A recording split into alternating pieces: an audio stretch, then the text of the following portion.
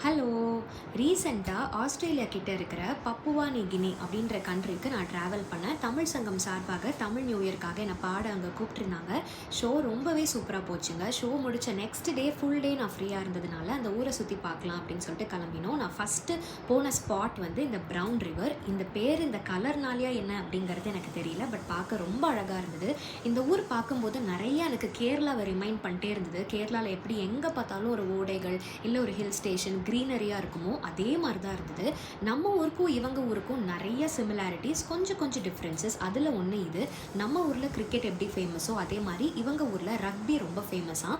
அது பார்த்து முடிச்சுட்டு அங்கேருந்து இன்னொரு ஸ்பாட் பார்க்க போகலாம் அப்படின்னு சொல்லிட்டு கிளம்பினோம். போகிற வழியில் நம்ம ஊரில் ஊட்டி கொடைக்கானல் எப்படி அங்கங்கே நின்று மாங்காய் பத்தெல்லாம் வித்துட்டு இருப்பாங்களோ அது மாதிரி இந்த மாதிரி ஐட்டம்ஸ்லாம் வித்துட்டு இருந்தாங்க. அங்கே இருக்கிற பீப்புள் வந்து ரொம்பவே அன்பாக பழகினாங்க.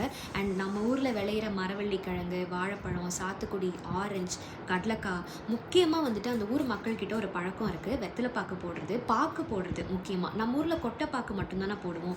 அவங்க ஊரில் ஃபுல் பழத்தையே சாப்பிட்றாங்க. அது பேர் புவாய் அப்படின்னு கூட சொல்கிறாங்க. அது எங்கே போனாலும் விற்கிறாங்கங்க. பட் இந்த ஊர் ஸ்பெஷாலிட்டி வந்து இளநீரும் வாழைப்பழமும் கண்டிப்பாக ட்ரை பண்ணணும் அப்படின்னு சொன்னதுனால நானும் ரொம்ப க்யூரியஸாக ட்ரை பண்ணேன். இளநீ வந்து நம்ம பொள்ளாச்சியில் கிடைக்கிற செவ்வெளநீ டேஸ்ட்டு தான் இருந்தது. பட் வாழைப்பழம் நிஜமாவே சூப்பராக இருந்ததுங்க. இதே மாதிரி நிறைய வீடியோஸ் நான் வந்து எடுத்திருக்கேன், கவர் பண்ணியிருக்கேன் உங்களோட ஷேர் பண்ணுறதுக்காக.